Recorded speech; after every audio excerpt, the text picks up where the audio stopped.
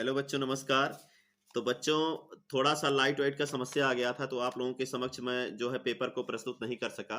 तो आज इतने रात को लगभग 8 बजने वाले हैं, मैं आप लोगों को जो है आपका हाई स्कूल का जो यूपी बोर्ड का पेपर हुआ है, उसको मैं आप लोगों के समक्ष पेश कर रहा हूँ। ये देखिए, आपका जो है ये हाई स्कूल का पेपर है 2023 हिंदी, जिसका कोड है 801 डीई। देख लीजिए ध्यान ध्यान से। तो ये आपके जो प्रश्न पत्र हैं, जैसा कि हमने बताया था हूबहू कि आपके परीक्षा में पूर्णतः फंस जाएंगे। तो ये आपका यूपी बोर्ड का मैं प्रश्न पत्र लेकर के आया हूँ, जो बस्ती जिले में से था।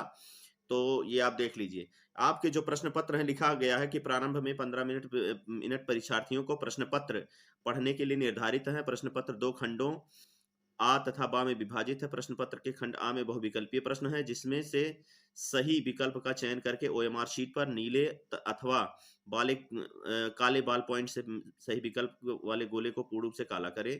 खंड आ में बहुविकल्पीय प्रश्न हेतु प्रत्येक प्रश्न के लिए 1 अंक निर्धारित है। प्रत्येक प्रश्न के सम्मुख उनके निर्धारित अंक दिए गए हैं। तो जैसा कि मैंने बताया था कि आप लोगों का जो प्रश्न पत्र होगा 2 खंडों में विभाजित है। 20 प्रश्न आपके आएंगे बहुविकल्पीय, जो आपको ओएमआर में गोला करना रहेगा, और बाकी रहेंगे आपके वर्णनात्मक रहेंगे। तो चलिए देखते हैं, ये आपका जो प्रश्न पत्र है आपके सामने प्रस्तुत है। देखिए, पहला प्रश्न दिया है कि पंडित प्रताप नारायण मिश्र लेखक हैं। अब इसमें 4 विकल्प देखिए दिया हुआ है। पहला दिया है द्विवेदी युग, दूसरा दिया है भारतेंदु युग, तीसरा दिया है शुक्ल युग और चौथा दिया है शुक्लोत्तर युग। तो इसका सही विकल्प होगा बेटा आपका भारतेंदु युग, क्योंकि पंडित प्रताप नारायण मिश्र लेखक हैं किस युग के? भारतेंदु युग के। दूसरा आ जाते हैं, गुनाहों का देवता किसकी रचना है? नहीं, गुनाहों का देवता रचना की विधा है। मतलब कौन सी विधा है गुनाहों का देवता? तो इसका सही ऑप्शन हो जाएगा उपन्यास है। अगला प्रश्न आ जाते हैं, दिया हंस पत्रिका के संपादक थे, तो कौन थे? तो इसमें 4 ऑप्शन दिया था, जयशंकर प्रसाद, महादेवी वर्मा, निराला और मुंशी प्रेमचंद। तो इसका सही विकल्प होगा मुंशी प्रेमचंद। अगला आ जाते हैं बेटा, देखिए आप ध्यान से। अगला दिया है कलम का सिपाही किस विधा की रचना है? तो देखिए, कलम का सिपाही जीवनी है। क्या है? जीवनी। अगला आ जाते हैं, लहरों के राजहंस के लेखक हैं। लहरों के राजहंस के लेखक हैं, तो कौन है बेटा? इसका लिख लीजिए मोहन राकेश। मतलब इसका ऑप्शन सही होगा मोहन राकेश। अगला देखिए, आचार्य रामचंद्र शुक्ल एक हैं। क्या हैं? आचार्य रामचंद्र शुक्ल एक हैं। क्या हैं? आलोचक हैं। इसका सही ऑप्शन क्या होगा? C option. अगला देखिए, आकाशदीप के लेखक हैं। आकाशदीप के लेखक हैं, तो कौन है? जयशंकर प्रसाद। आकाशदीप जो है ये जयशंकर प्रसाद की रचना है। फिर दिया है मैला आंचल के रचनाकार हैं। किसके? मैला आंचल के रचनाकार हैं। कौन है? इसका लिख दिए। इसका मतलब ऑप्शन होगा फणीश्वर नाथ रेणु होगा। क्या होगा? फणीश्वर नाथ रेणु। मैला आंचल के रचनाकार है फणीश्वर नाथ रेणु। फिर अगला दिया है, अगला क्वेश्चन दिया है कि केशवदास काव्यधारा के कवि हैं। किसके हैं? रीतिबद्ध काव्यधारा के कवि हैं। किसके हैं? रीतिबद्ध के हैं केशवदास। फिर अगला क्वेश्चन दिया है कि रामचंद्रिका रचना है। रामचंद्रिका रचना है किसके? मतलब किसकी रचना है? तो केशवदास की है। किसकी है? केशवदास की। फिर अगला प्रश्न दिया है कि करुण रस का स्थायी भाव है, तो पहला ऑप्शन दिया है रति। रति दिया है, दूसरा दिया है शोक, तीसरा दिया है हास और चौथा दिया है निर्वेद। तो जो श्रृंगार रस होता है उसका रति होता है, हास्य रस का हास होता है और शांत रस का निर्वेद होता है, और इसका हो जाएगा करुण रस का शोक होगा। क्या होगा? शोक होगा।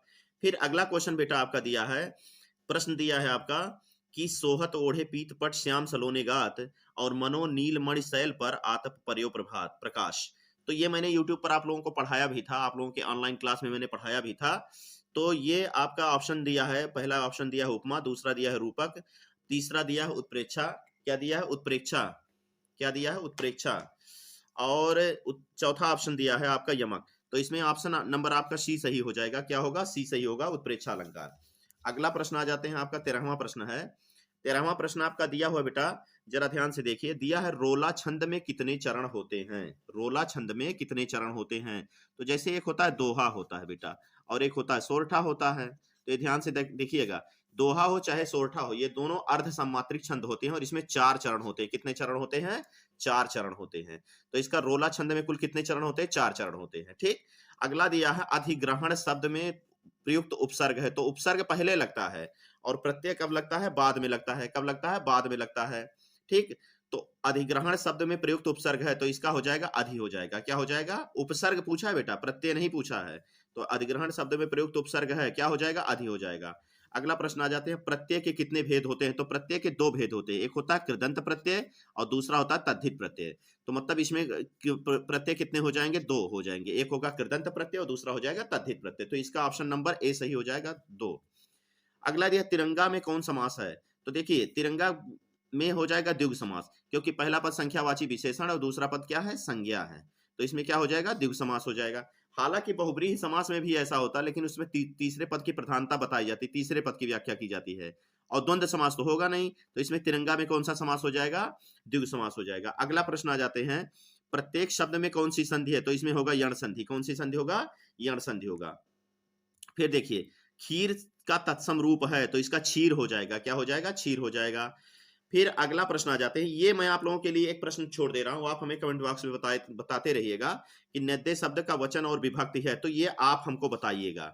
19वां प्रश्न आप लोगों के लिए मैं छोड़ दे रहा हूं, आप हमको कमेंट बॉक्स में जरूर बताइएगा।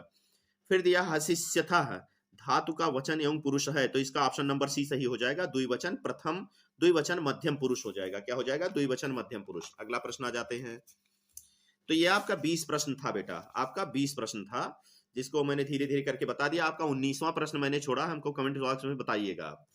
तो अगला प्रश्न आ जाते हैं, अब आ गया खंडबा। खंडबा देख लीजिए, खंडबा में वर्णात्मक प्रश्न है, निम्नलिखित गद्यांश पर आधारित 3 प्रश्नों के उत्तर दीजिए। तो आपका मैंने पढ़ाया था मित्रता के बारे में, मैंने आपको यूट्यूब पर भी ये बताया था, ये वाला स्टेंजा हमने बताया था, ये पैराग्राफ हमने बताया था।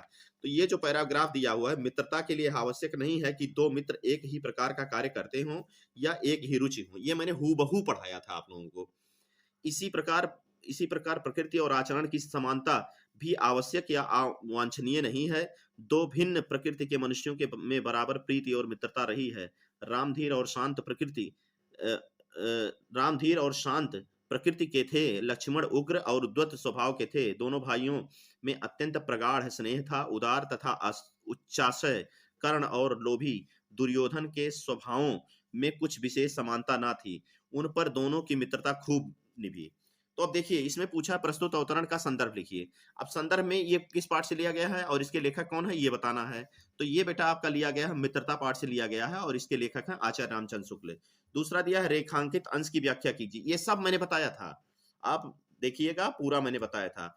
और तीसरा आपका दिया है राम और लक्ष्मण के स्वभाव में क्या अंतर है, तो पूरा इसी पैराग्राफ में दिया हुआ, आप आसानी से समझ सकते हैं कि राम धीर और शांत प्रकृति के थे, जबकि लक्ष्मण उग्र और उद्धत स्वभाव के थे। देखिए आपका उत्तर मिल गया। अब अगला देखिए, अगला आपका प्रश्न आया हुआ है, हमने एक ही बताया है। अब अगला देख लेते हैं 22वां प्रश्न। तो 22वां प्रश्न में हम अथवा वाला बता रहे हैं आपको।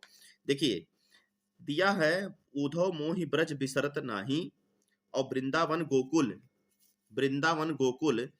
गोकुल वन उपवन सघन कुंज की छाही, प्रात समय माता जसुमति अरुनंद देखी, सुख पावत माखन रोटी दयो सजयो, अतिहित साथ खवावत, गोपी ग्वाल बाल संग खेलत, सब दिन हसत सिरात, सूरदास धनी धनी ब्रजवासी जिनसों हित जदुतात। अब ये पूछा है बेटा, आपके 3 प्रश्न आए हुए हैं, जरा देखिए ध्यान से, आपके 3 प्रश्न आए हुए हैं। पहला प्रश्न दिया है, उपयुक्त पद्यांश का संदर्भ लिखिए। मतलब ये बताना है कि किस पाठ से लिया गया है पद्य के, और इसके कवि कौन है। तो ये सूरदास के पद है, जिसके रचयिता कौन है? सूरदास जी हैं। अगला दिया है रेखांकित अंश की व्याख्या कीजिए, पूरा इसी में दिया है बेटा। फिर दिया उपर्युक्त पंक्तियों में किस समय का वर्णन है। तो ये सारे प्रश्न आपको पढ़ा दिए गए हैं। अगला प्रश्न हम आ जाते हैं, देख लीजिए, संस्कृत के खंड से लिया गया है, इसमें से एक ही करना है। तो पहला बता दे रहे हैं, पहला जो आपका दिया है, ये आपका दिया है वाराणसी से। कहां से दिया है? वाराणसी से। अथवा वाला जो दिया है, ये भारतीय संस्कृति से दिया गया है। किससे? भारतीय संस्कृति से। देखिए, ऐसा कर्मवीड़ा संस्कृति, ये भारतीय संस्कृति से दिया गया है। अगला आपका दिया है कि दिए गए संस्कृत पद्यांश में से किसी एक का संदर्भ सहित अनुवाद करना है। तो ये जो आपका बेटा दिया हुआ है, किसविद गुरुतरंग भूमे, ये मैं बता चुका हूं आप लोगों को, पैराग्राफ में मैंने जब मॉडल पेपर बता रहा था तो उसमें मैं बताया था। ये जीवन सूत्राणि नामक पाठ से लिया गया है। किससे? जीवन सूत्राणि से। और हतो व प्राप्यसि स्वर्ग जित्वा व भोक्षसे महीम, ये वाला जो आपका लिया गया है, ये बीरह वीरेण पूज्यते से लिया गया। कैसे लिया गया? बीरह वीरेण पूज्यते से। अब अगला आ जाते हैं बेटा, आपको मैंने क्या बताया था कि पूरा हमने बताया था आपको, जो खंड काव्य वाला था, खंड काव्य में मैंने 2 प्रश्न आपको बताया था कि यही 2 पढ़ लीजिएगा, यही आ जाएगा। देखिए हूबहू आया हुआ है कि यूट्यूब पर मैंने बताया था मुक्तिदूत खंड काव्य के आधार पर नायक महात्मा गांधी के चारित्रिक विशेषताएं बताइए। तो ये आपका प्रश्न हूबहू आया हुआ है। और अगला प्रश्न है मुक्तिदूत खंड काव्य के चतुर्थ सर्ग की कथा वस्तु बताइए। तो मुक्तिदूत खंड काव्य के चतुर्थ सर्ग की कथा वस्तु भी मैंने बताया था, ये आपको मैंने बताया था कि ये प्रश्न मॉडल पेपर में मैंने बताया था ये आएगा, और देखिए दोनों प्रश्न आया हुआ है हूबहू। फिर अगला आ जाते हैं, आपका दिया हुआ है, मैंने बताया था क्या क्या आपको पढ़ना है। तो आचार्य रामचंद्र शुक्ल दिए गए लेखकों में से किसी एक का जीवन परिचय देते हुए उनकी प्रमुख रचना का उल्लेख कीजिए। मैंने ये तीनों बताया था आपको, जब मॉडल पेपर करवाया था तो उसमें मैंने बताया था कि आचार्य रामचंद्र शुक्ल और जयशंकर प्रसाद दोनों है, और देखिए दोनों आया हुआ है। फिर अगला देखिए, गोस्वामी तुलसीदास बताया था और महाकवि सूरदास, ये दोनों मैंने बताया था मॉडल पेपर में, दोनों आया हुआ है। तो आगे आ जाते हैं। अब अगला दिया है, अपनी पाठ्य पुस्तक में से कंठस्थ कोई एक श्लोक लिखना था, ये हमने मॉडल पेपर में बताया भी था। कुछ संस्कृत के प्रश्न भी आए हैं, जैसे दिया है पूर्व राजा कह आसीत, तो पूर्व राजा एक भारतीय वीरः आसीत, इसका हो जाएगा। फिर दिया है वीरः केन पूजते, तो वीरः वीरेण पूज्यते, इसका हो जाएगा। मैंने मॉडल पेपर में सारे प्रश्न बताए थे। फिर चंद्रशेखरः कह आसीत, तो चंद्रशेखरः देशभक्ता आसीत हो जाएगा। अब देखिए, मैंने निबंध बताया था कि आपको कौन कौन से निबंध अगर आप पढ़ लीजिए तो वो आ जाएगा। तो देखिए, मैंने बताया था आतंकवाद, मैंने बताया था, देखिए भारत में आतंकवाद कारण और निवारण आया है। फिर जनसंख्या वृद्धि के कारण लाभ और हानि मैंने बताया था, ये भी आया हुआ है। बेरोजगारी की समस्या मैंने मॉडल पेपर में बताया था, आया हुआ है। और विज्ञान के चमत्कार, ये मैंने बताया नहीं था लेकिन आया है, लेकिन आप देख लीजिए हूबहू सारे प्रश्न आपके मिल गए हैं। तो आप हमारे इस यूट्यूब चैनल से जुड़े रहिए। अगला जो आपका पेपर होगा वो आपका पूरा मतलब पेपर का पूरा सॉल्वेशन, पूरा सोल्यूशन आपको बताया जाएगा, और आप बढ़िया से पढ़िए। ये देख लीजिए, मैंने बताया था जो 20 प्रश्न बहुविकल्पीय प्रताप नारायण मिश्र वाला, फिर से देख लीजिए, भारतेंदु युग के हैं, गुनाहों का देवता उपन्यास है, हंस पत्रिका के संपादक मुंशी प्रेमचंद जी हैं।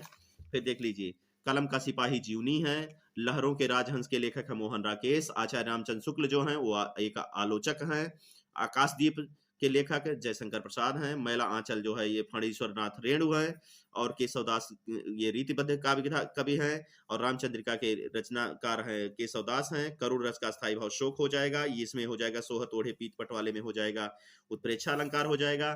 फिर रोला जो है, रोला में कुल कितने चरण होते हैं, 4 चरण होते हैं। अधिग्रहण शब्द में अधि लगा हुआ है उपसर्ग।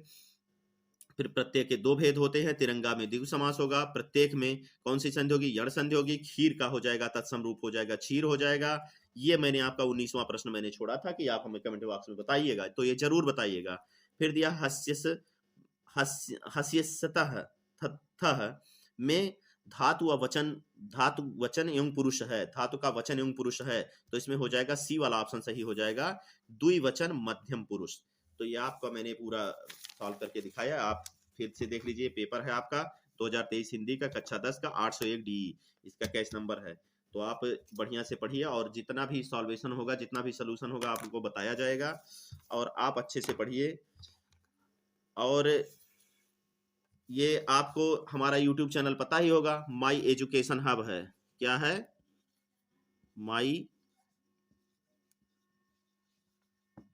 माई एजुकेशन हब, ये आपको बताया ही गया है। ये आप जब जाएंगे, इस पर क्या करेंगे, जब मतलब जाएंगे यूट्यूब पर जाएंगे, तो आप जब सर्च करेंगे तो आपको आसानी से निकल करके चला आएगा। तो माई एजुकेशन हब, इस चैनल को आप सब्सक्राइब कीजिए, और वीडियो को लाइक कीजिएगा, शेयर कीजिएगा, और चैनल को जरूर सब्सक्राइब कीजिए। धन्यवाद।